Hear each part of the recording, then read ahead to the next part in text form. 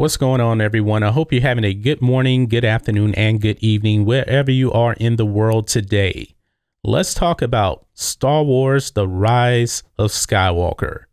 Now, the movie has came out about a month ago or so, and it is the worst performing Star Wars movie under Disney, except for Solo: A Star Wars Story. But when talking about the main saga movie, The Force Awakens stands by a mile. No one is coming close to that.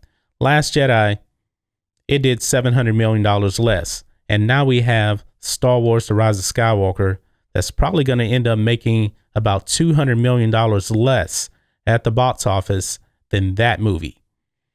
That just shows you that The Last Jedi did so much damage to the brand. But now, since this movie has been out for a little around a month or so, it's starting to lose screens. Actually, it lost over 1,200 screens. So now this is the decline mode officially for The Rise of Skywalker. There's no going back. The movie has just made over $1 billion, just a little over $1 billion. We haven't seen the updated box office numbers yet. We'll probably get that tomorrow. But here's something interesting we found from Forbes. And this is actually kind of shocking when you look at it. This just really puts everything in perspective with Star Wars: The Rise of Skywalker. So we're going to look at a portion of this article provided by Forbes. Jumanji, the next level, is actually performing better than Star Wars: The Rise of Skywalker from the amount of screens. So let's check it out. Let's see what they have to say here. That figure is pretty telling, considering Star Wars: The Rise of Skywalker is now showing in just 3,053 theaters, much less than last weekend's 4,279, compared to Jumanji: The Next Level's 3,323 theater count. Jumanji came out a week before Rise of Skywalker and premiered in 4,227 theaters to the Disney film's 4,406 on opening weekend. That means Rise of Skywalker dropped 1,353 theaters in 4 weeks, compared to Jumanji dropping just 904 theaters in 5 weeks. This shows that a film like Jumanji has been able to capture its audience and continue to draw steady numbers each week, while Rise of Skywalker has started to seek an escape route. That's pretty amazing right there. Jumanji opening a week before Rise of Skywalker on less screens, and today it's still in more screens than The Rise of Skywalker. You saw it right there. Rise of Skywalker has lost over 1,300, almost 1,400 screens. Jumanji, 900. Jumanji is not the brand that Star Wars is. This shows you that Star Wars is definitely a tarnished brand.